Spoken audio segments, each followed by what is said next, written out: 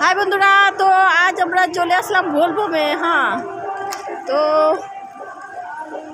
এই দেখো এদিক দিয়ে একটা ব্রিজ, এখান দিয়ে আসলাম। ওইদিকে দেখো পাহাড় কীরকম লাগে। এই জায়গাটার নাম হলো দিল্লি ঘাট। তো এখানে দেখো নদী, নদীতে অনেক পানি, দেখেছো জল কীরকম ওই দিক দিয়ে আসছে।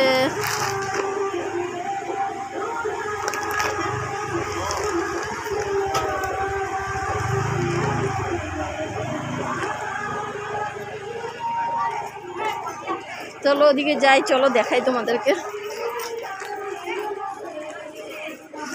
সবাই ভিডিও করাতে ব্যস্ত। এইদিকেও জল,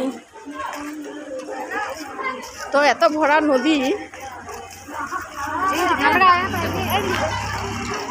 তো এখানে স্নান করবো, তো স্নান করতে হবে। এখানে যে কীরকম স্নান করবো, এত নদীতে জল, দেখেছো। তো সবাই যাচ্ছে ওই দিক দিয়ে, যাবো চলো ওইদিকে যাই, দেখাই। তো চলো যাই মন্দিরের ভিতরে, একটু যাই।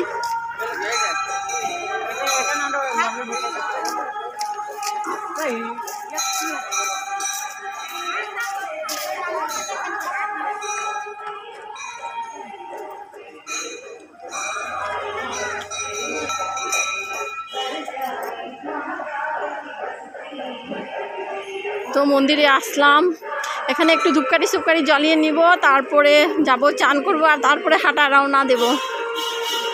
তো এইখান দিয়ে দেখো নদীতে যে স্নান করব, দেখছো নদীর স্রোত কীরকম। তো এটা হলো মন্দিরের পিছন দিক।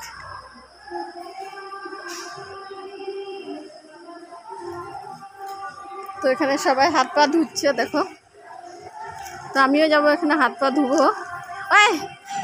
তো এখন আমিও যাব, হাত পাটা ধুয়ে নেব, তারপরে এখানে ধূপকাঠি মোমবাতি জ্বালাবো। মই আহি অফ করিম, তো চলা।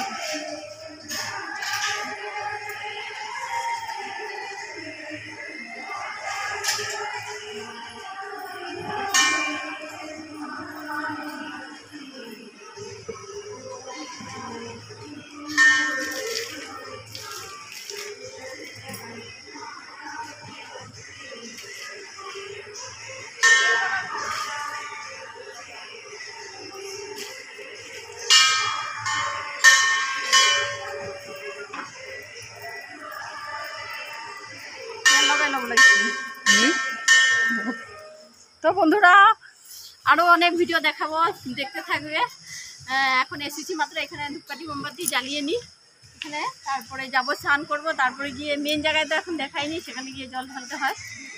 তো আমার ভিডিওটা ভালো লাগলে আমাকে লাইক কমেন্ট শেয়ার করো, আর ভালো না যেরকম সবাইকে ভালো রাখে। টাটা।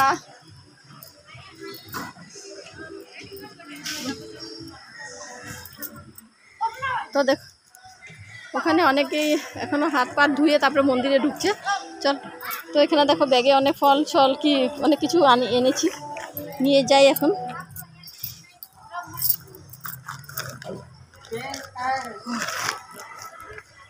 তো যাই এখন ভিতরে।